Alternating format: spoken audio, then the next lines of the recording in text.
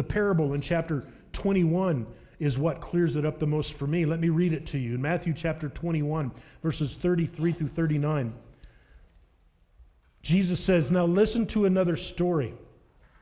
A certain landowner planted a vineyard, built a wall around it, dug a pit for pressing out the grape juice, and built a lookout tower.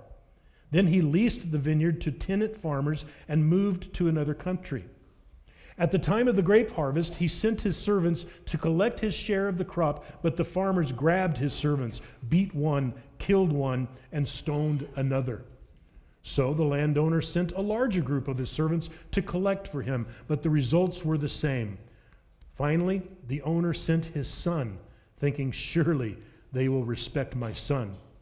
But when the tenant farmers saw his son coming, they said to one another," and here's the satanic scheme, "Here comes the heir to this estate. Come on, let's kill him and get the estate for ourselves."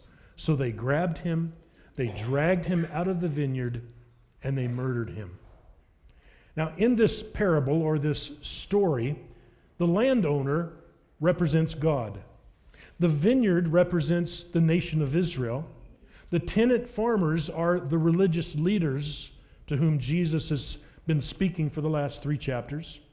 The servants that landowner sent to receive his share of the crops were the Old Testament prophets of God.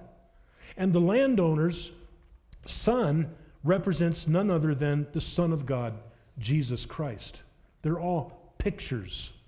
And notice that the religious leaders are portrayed in the parable as knowing exactly who that son is. They said to one another, "Here comes the heir to this estate. Come on, let's kill him and get the estate for ourselves."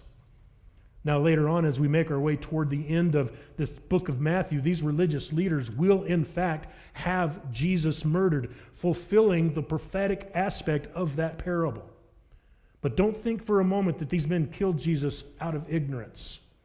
According to the parable, they knew exactly who they were killing.